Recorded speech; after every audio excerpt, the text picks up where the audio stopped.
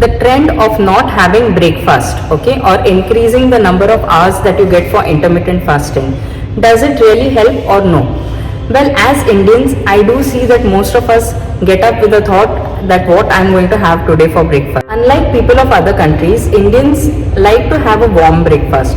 So we prefer having either idlis or dosas or upma, poha, dokla or any of these which is warm. Whereas most people in different countries prefer having the same thing for their breakfast almost every day. For example, they either have cornflakes with milk or oats with milk or muesli with milk.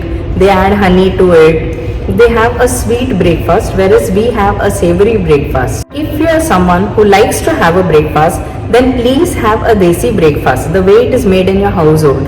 Avoid drinking milk out of Tetra packs or drinking juices out of Tetra packs, having bread butter or bread jam or any of these ready to make, masala oats or noodles or anything like that for breakfast. If you are someone who's already underweight or whose BMI is less than the normal range or having amenorrhea or loss of periods, or if you are pregnant or lactating, or you are a young student who needs to go to school, or you are studying in the college, or you are an old person, then you please don't skip your breakfast. If you are someone who gets irritable, if you don't get your breakfast, if you are constipated, if you feel acidity, or if you are not able to focus on your work, you are not able to concentrate on your work, or your productive output is less, then you please have your breakfast. If you are diabetic and you are on medication, then you could become hypoglycemic if you are doing intermittent fasting or fasting for a long time.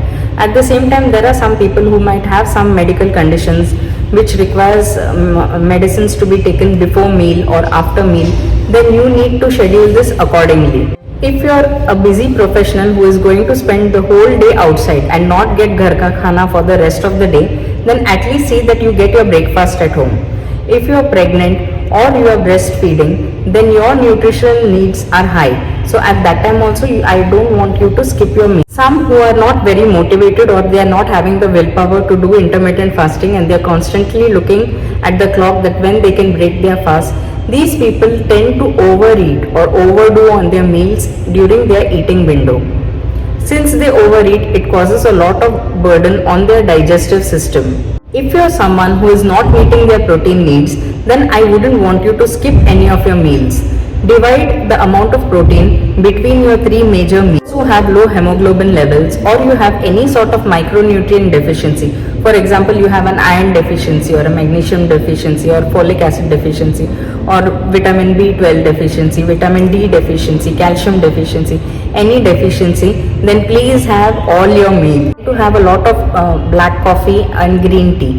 This can also cause dehydration. So you are throwing out the nutrients which are already there in your body, so it can be nutritionally wasted. Meet your nutritionist or dietitian who can properly design a fasting schedule that suits you. Found this content useful? Then please like, comment, share, subscribe.